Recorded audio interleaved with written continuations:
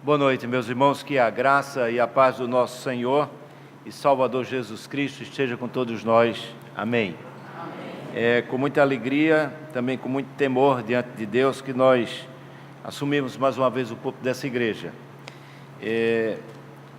Queridos irmãos, uma das músicas que muito fala ao meu coração, e eu sei ao coração de muita gente aqui, é um hino que está no nosso inário presbiteriano, que fala sobre contar as bênçãos. Contar as bênçãos. Às vezes é tão fácil a gente contar as dificuldades, né? A gente tem sempre aquela tendência de reclamar de todas as coisas que acontecem nas nossas vidas, né? De tudo a gente reclama. E aí eu me lembro daquele personagem famoso lá daquela minissérie da década de 70, Sivaldo ainda não era nascido, Perdido no Espaço, Dr. Zachary Smith. Eu fui longe, não fui não? O Dr. Zachary Smith reclamava de tudo que acontecia. A frase famosa dele: ó céus, ó dor, não é? Ou então aquela hiena que sempre está reclamando de tudo: não vai dar certo, não vai dar certo, eu disse que não ia dar certo. Às vezes acontece isso nas nossas vidas também. Nós não conseguimos ver, a despeito de um cenário tenebroso, a despeito de uma nuvem preta, cinzenta, que impede que a gente veja com claridade a luz do sol, nós não conseguimos perceber que por trás das nuvens existe um Deus Todo-Poderoso, que nos abençoa. E como o autor da Epístola de Tiago vai dizer que toda boa dádiva e todo dom perfeito vem do alto, vem descendo do Pai das luzes, em que não pode existir variação nem sombra de mudança. Então, pensando nessa perspectiva de contar as bênçãos, e que é de fato impossível dizê-las de uma vez, nós vamos hoje ficar com a segunda parte da estrofe que diz: e verás, surpreso, quanto Deus já fez. E eu quero então, nesta ocasião, meditar com vocês sobre um texto, um salmo belíssimo, sem dúvida alguma conhecido de muitos de vocês. Esse salmo fala muito de perto ao meu coração, que foi um dos primeiros salmos que eu decorei quando criança e adolescente, na cidade de Caruaru, quando era pastor lá em Caruaru, o falecido reverendo Silas Alexandrino.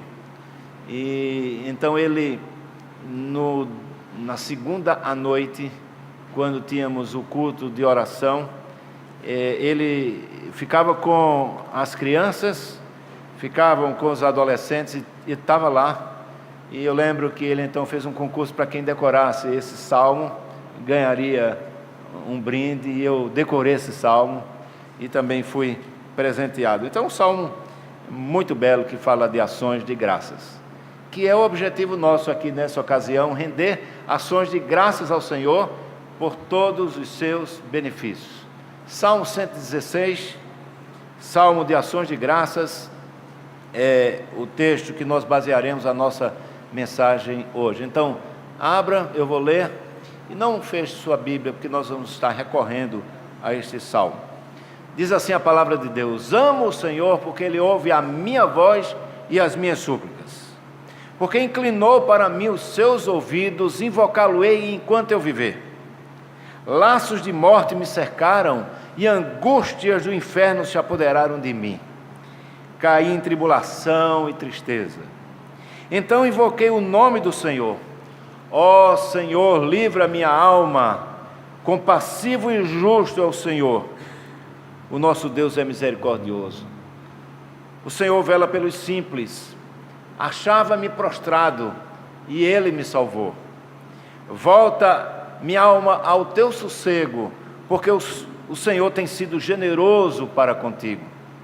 Pois livraste da morte a minha alma, das lágrimas os meus olhos, da queda os meus pés. Andarei na presença do Senhor na terra dos viventes. Eu cria, ainda que disse, estive sobre modo aflito. Eu disse na minha perturbação: todo homem é mentiroso. Que darei eu ao Senhor por todos os seus benefícios para comigo? Tomarei o cálice da salvação, invocarei o nome do Senhor, cumprirei os meus votos ao Senhor na presença de todo o seu povo. Preciosa é aos olhos do Senhor a morte dos seus santos. Senhor, deveras eu sou teu servo, filho da tua serva, quebraste as minhas cadeias. Oferecer-te-ei sacrifício de ações de graças e invocarei o nome do Senhor. Cumprirei os meus votos ao Senhor na presença de todo o seu povo, nos átrios da casa do Senhor, no meio de ti, ó Jerusalém. Aleluia. Amém. Vamos orar? Senhor, muito obrigado pela tua palavra, uma palavra que é viva, que é eficaz, que é mais cortante do que qualquer espada de 2 gumes. A tua palavra que nos confronta quando estamos errados. A tua palavra que nos mostra também a esperança de que o Senhor nosso Deus cuida de nós, vela por cada um de nós. O Senhor se importa conosco, o Senhor nos ama. E o Senhor está no controle de todas as coisas, através do seu governo providencial. Nós te louvamos, Senhor, nessa oportunidade pela vida do reverendo Sivaldo, por mais um ano que o Senhor concedeu a ele de existência, e reconhecemos os grandes benefícios que o Senhor tem feito na sua vida. Louvado seja o teu nome. E que o Senhor Deus fale aos nossos corações nessa ocasião, em nome de Jesus. Amém. Meus queridos irmãos, esse salmo, como eu já disse, é um salmo belíssimo. Só para que nós possamos ter um conceito, uma posição de como ele aconteceu, nós precisamos voltar um pouquinho no tempo e observarmos, quem sabe, quando ele foi confeccionado, por quem ele foi escrito, em que circunstância. E nós vamos observar que, em primeiro lugar, esse salmo é um salmo daqueles que nós não temos segurança de falar sobre a sua autoria. Não foi Davi o autor dos mais belos salmos e os mais numerosos do saltério inspirado dos 150 salmos que compôs esta poesia. Não foi Davi. Não foram também os filhos de Coré. Não foi tampouco Asaf, não foi Salomão, um dos filhos de Davi, nem tampouco foi Moisés, também autor de alguns salmos. Não sabemos quem foi. Quanto à época em que ele foi escrito, esse salmo está elencado aí, que ele foi escrito por volta do ano do ano 513 a.C. até o ano 400, portanto uma diferença grande aí, de 113 anos, que não se pode precisar quando ele foi escrito, mas sabe-se sim que ele foi escrito numa situação muito especial. Essa situação muito especial, meus queridos irmãos, remete exatamente à volta do povo de Israel do cativeiro babilônico. Nós sabemos daquilo que aconteceu, porque as Escrituras Sagradas nos falam a respeito do período de sofrimento que aquele povo viveu no cativeiro babilônico. Portanto, este salmo está exatamente inserido nos momentos posteriores à volta desse cativeiro por meio do povo de Israel.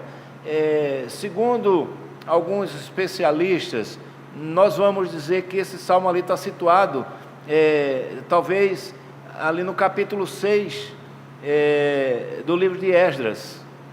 Ele foi feito mais ou menos naquele período. Esdras foi exatamente o sacerdote que compilou os 150 salmos no modelo que nós temos hoje. Então, portanto, pensa nessa situação e pensa de que o autor sagrado, o poeta, o músico, porque isso aqui era uma poesia musicada, ele o fez pensando naquilo que ele poderia ter passado na sua vida, as angústias que ele havia passado na sua vida, mas também num contexto um pouco maior, nós podemos ver que isso também pode sim se referir ao período de sofrimento vivenciado no cativeiro babilônico, vivido pelo povo de Israel durante 70 anos.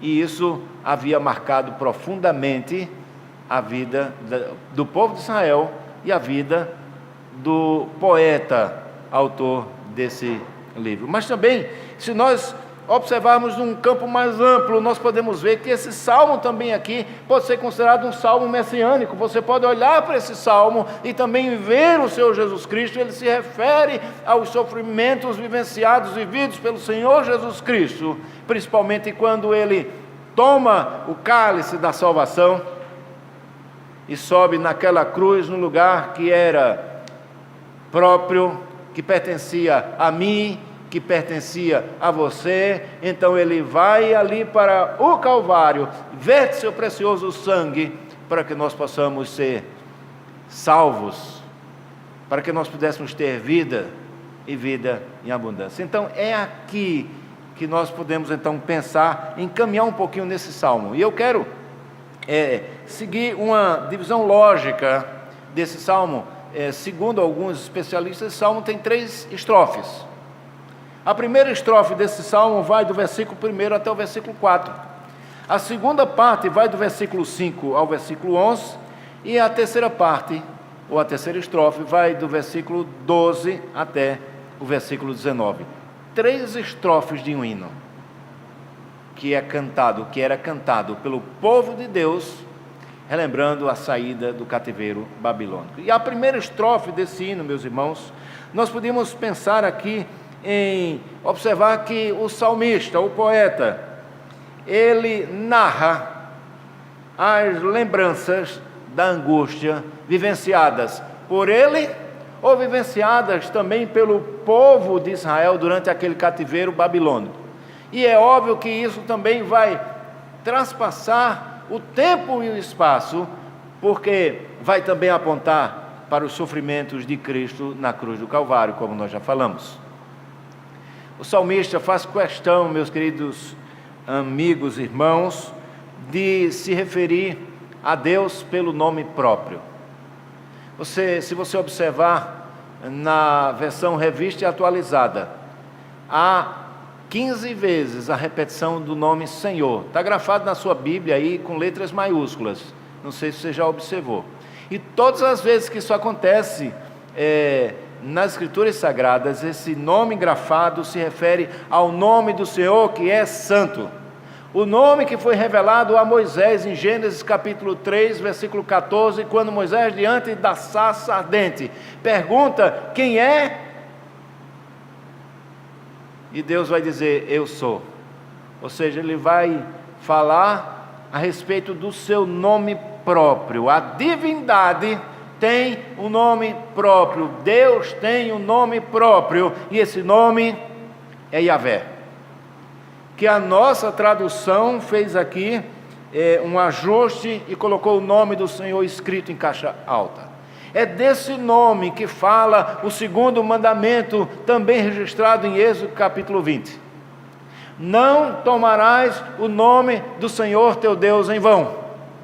E é interessante observarmos, queridos irmãos, que esse nome era tão santo, que quando o escriba, ele iria fazer uma cópia do texto sagrado, ou escrever o nome de Deus, ele parava aquilo que ele estava fazendo, ele se purificava, ele colocava uma veste especial, ele trocava a tinta por uma tinta especial, e trocava a pena a qual ele escrevia por uma pena de ouro, exatamente porque o nosso Deus é um Deus santo.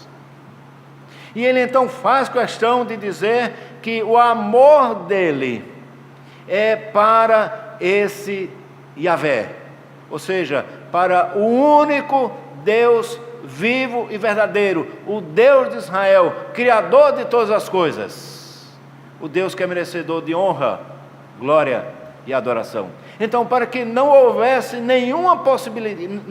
possibilidade de que alguém pudesse pensar que ele, o salmista, o poeta, estava se referindo a qualquer outro Deus falso, o salmista faz questão de falar a respeito de Yahvé, o Deus de Israel. Ele inicia então, meus queridos irmãos, essa primeira estrofe declarando o seu amor ao Senhor, o nosso Deus. O seu amor a Yahvé, quando ele diz: amo o Senhor porque ele ouve a minha voz e as minhas súplicas. Então aqui de pronto você já vai ver que ele tem um grande motivo. O primeiro grande motivo é que ele ama a Yahvé, o Deus Todo-Poderoso, por aquilo que ele é. Não um Deus meramente poderoso e distante,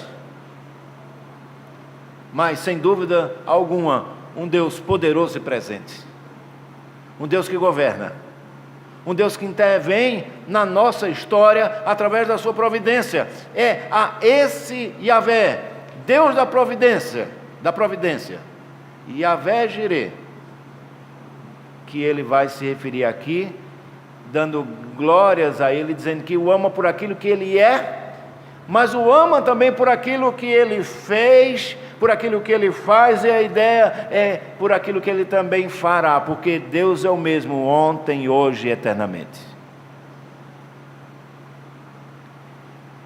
E como numa clara alusão à intimidade do poeta com esse Deus, ele vai dizer que ele o ama, que Yahvé, o seu Deus, ouve a sua voz e as suas súplicas, e dá uma ideia de muita intimidade, porque diz assim: porque ele inclinou para mim os seus ouvidos.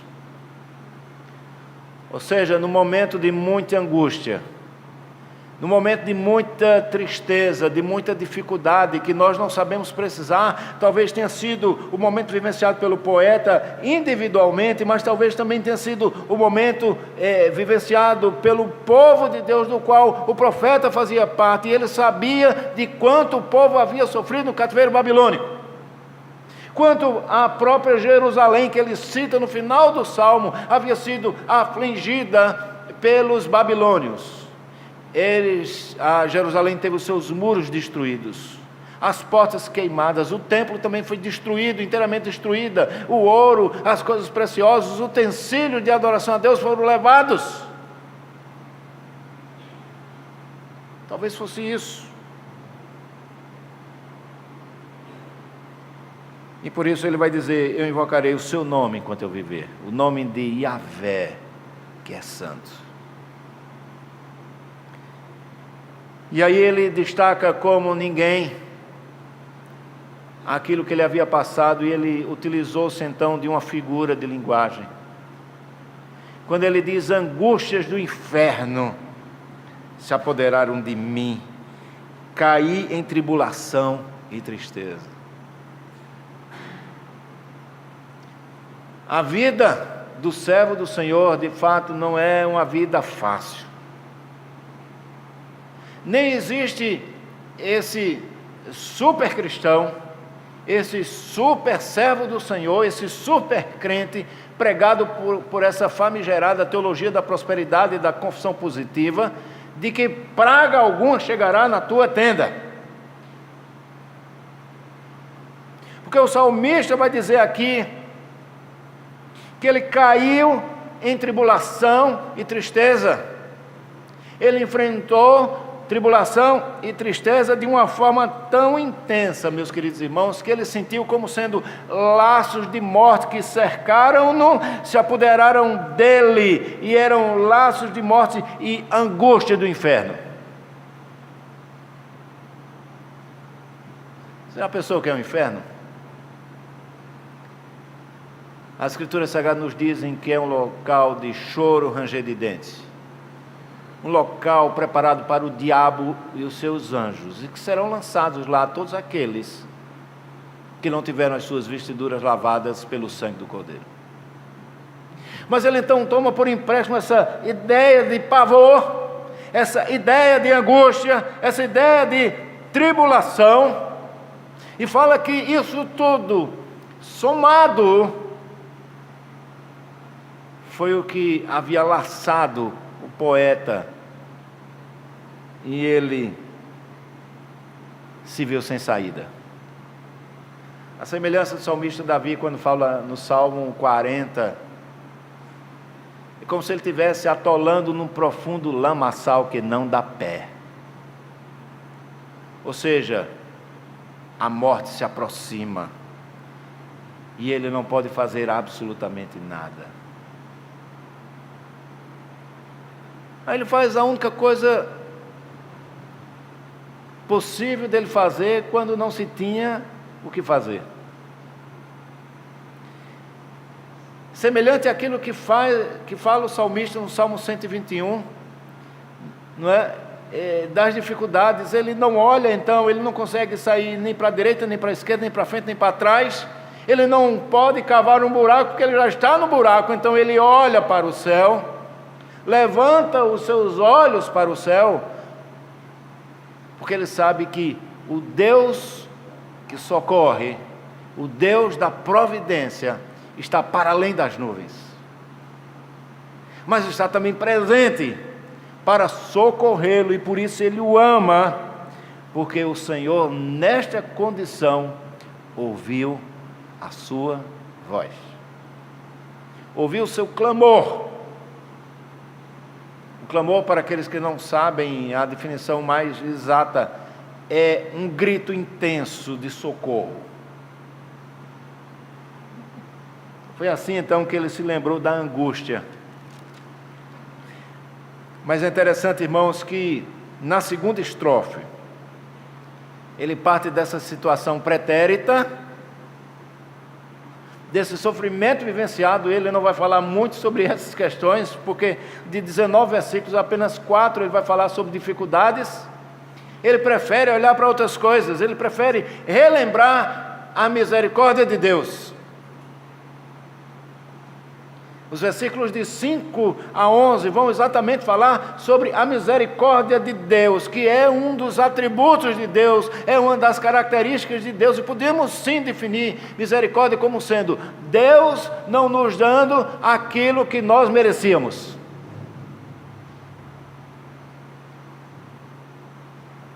Se graça é a definição que Ele nos dá sem nós merecermos, a misericórdia é que Ele não nos dá aquilo que merecíamos. Por isso ele vai dizer no versículo 5, compassivo e justo é quem? É Yahvé. E ele diz, o nosso Deus, aqui ele usa outra palavra para se referir ao nosso Deus, não mais pelo nome próprio, mas pelo nome genérico, o nosso Deus é misericordioso. Elohim é misericordioso. O Senhor então relembra o salmista, o Senhor vela pelos simples. Eu achava-me prostrado e Ele generosamente, misericordiosamente me salvou. Então, diante de todas essas coisas, o salmista agora se põe como que diante dele próprio, diante de um espelho, olhando nos olhos, fitando nos seus próprios olhos, refletidos no espelho. É como se ele desse uma ordem para o seu homem mais interior, que estava conturbado, talvez preocupado, ansioso por aquilo que ele já havia passado, mas que ele agora precisava voltar os seus olhos do passado para o presente, voltar os seus olhos para algo que é efêmero e passageiro, para algo que é eterno, de algo que demonstrava uma incapacidade, voltar os seus olhos agora para o Todo-Poderoso. E ele diz, volta minha alma ao teu sossego, pois o Senhor tem sido generoso para contigo. E de que forma? De que forma o Senhor se mostrou generoso para o salmista, para o poeta? Quando ele livrou da morte a alma do poeta, livrou das lágrimas os olhos do poeta e livrou da queda os pés do poeta. Perceberam que coisa interessante? Olha, a primeira, ele parte do mais importante para o menos importante. É como Paulo escrevendo aos Romanos, no capítulo 8, quando ele diz que se Deus não nos deu Jesus Cristo, que é a coisa maior, generosamente, porventura Ele não nos dará também as pequenas coisas? Então ele parte da maior dizendo, Ele nos deu a salvação, Ele livrou a minha alma da morte.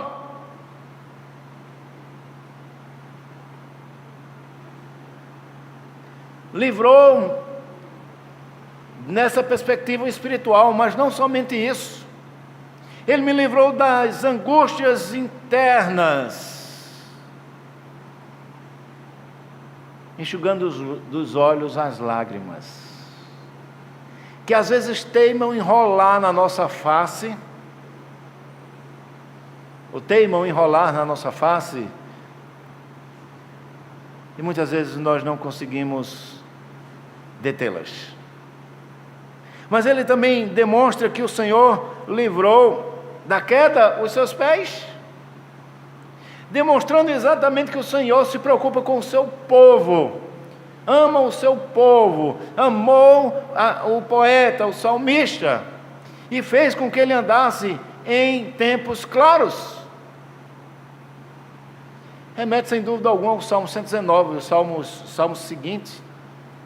O Salmo 119 é o maior salmo da Bíblia, versículo 105, quando o salmista diz, lâmpada para os meus pés é a tua palavra, e luz para os meus caminhos. E aí ele continua dizendo, andarei na presença do Senhor na terra dos viventes. E a despeito, meus queridos irmãos, de toda a dificuldade que ele podia ter vivido, o versículo 10 deixa claramente isso exposto, dizendo, a despeito do que pode ter acontecido, eu cria, ainda que disse, estive sobre modo aflito. Ou seja, mesmo no meio do problema, quando todas as portas parecem ser fechadas, quando parece-me que até as nossas orações não conseguem alcançar o trono da graça, há como que um teto de bronze, o Senhor está presente. E o salmista disse, eu não deixei de crer na assistência do Senhor, na providência do Senhor, por isso ele vai dizer no início, porque ele invocou para mim os seus ouvidos, eu invocá-lo-ei enquanto eu viver.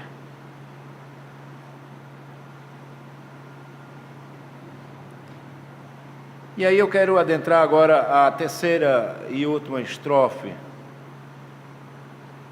que passa de uma perspectiva pretérita dos primeiros 4 versículos, da lembrança das angústias, que continua quando ele relembra agora as misericórdias de Deus, que inclusive são a causa de não sermos consumidos, elas não têm fim e se renovam a cada manhã, já disse o profeta Jeremias, inspirado pelo Senhor. Nós adentramos agora àquilo que poderíamos chamar de uma gratidão fervorosa. Alguns vão chamar esses versículos de clímax das ações de graças, ou de ações de graças. E agora, tudo é festa. A dificuldade passou. Alguém já disse que depois da tempestade vem a bonança, mas não se preocupe, porque também depois de uma bonança vem a tempestade. Mas aqui a perspectiva é essa, findou a tempestade, e agora invade o coração do poeta a alegria, por aquilo que o Senhor Deus fez, por aquilo que o Senhor Deus faz, e por aquilo que o Senhor Deus fará. quando ele diz: que darei ao Senhor por todos os seus benefícios para comigo? Talvez fosse até uma impropriedade, um despautério do salmista, do poeta, querer pagar aquilo que ele não tinha, aquilo que era impagável. Mas dentro do seu coração, o sentimento de gratidão é tão grande, que ele faz uma pergunta,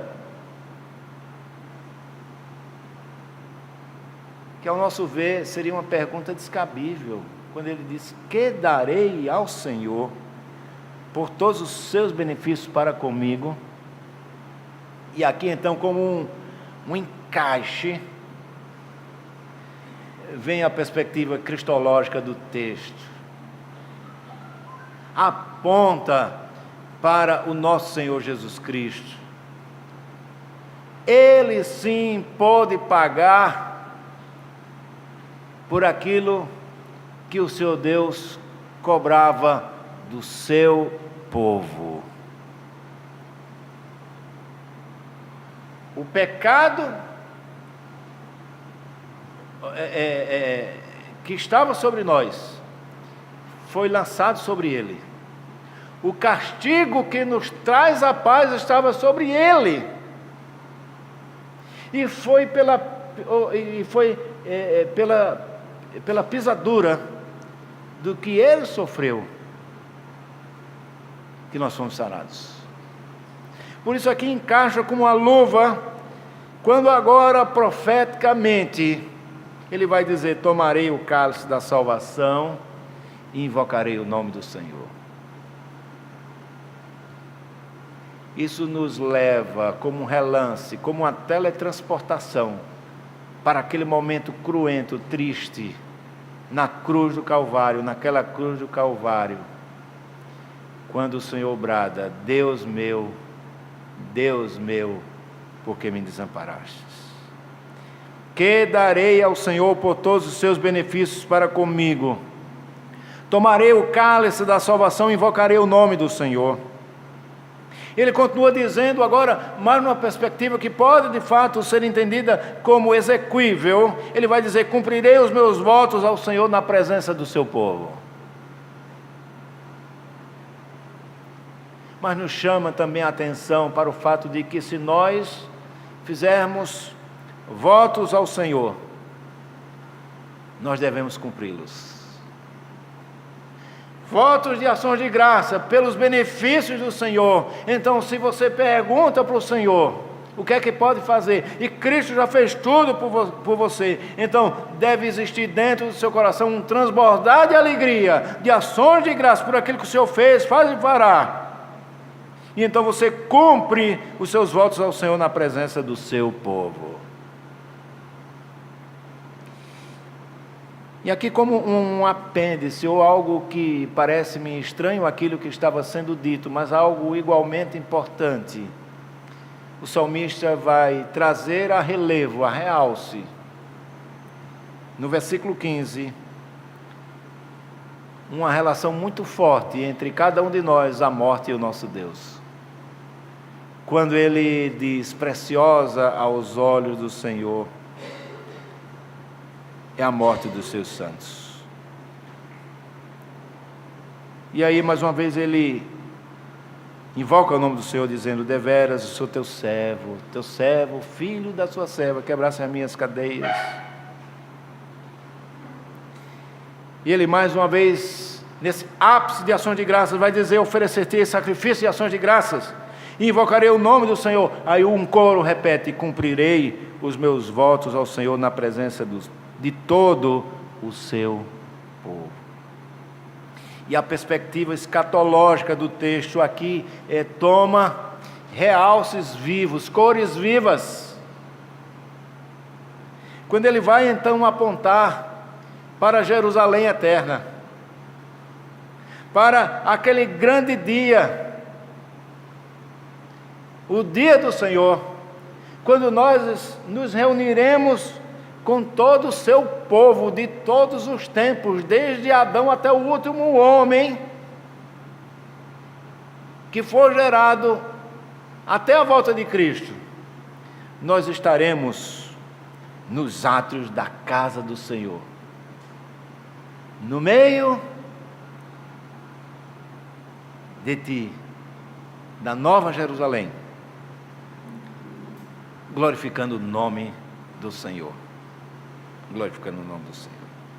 E aí, poderemos em conjunto repetir: cumprirei os meus votos ao Senhor, na presença de todo o seu povo. Reverendo Sivaldo, eu sei que este salmo também é uma realidade na sua vida. Um rapaz pobre, muito bem, poderia ser confundido com um cearense. Me lembrei daquele personagem da escolinha do professor Raimundo Nonato. Origem humilde.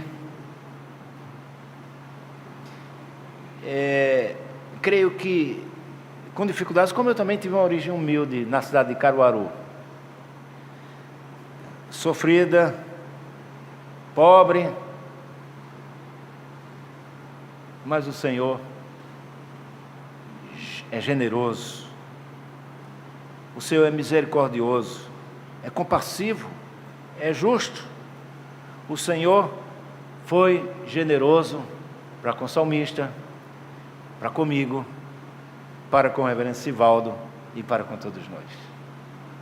Então, nessa ocasião, não é momento de a gente estar pensando em angústias, em tristezas, mas é o momento sim de nós celebrarmos as misericórdias de Deus sobre a nossa vida.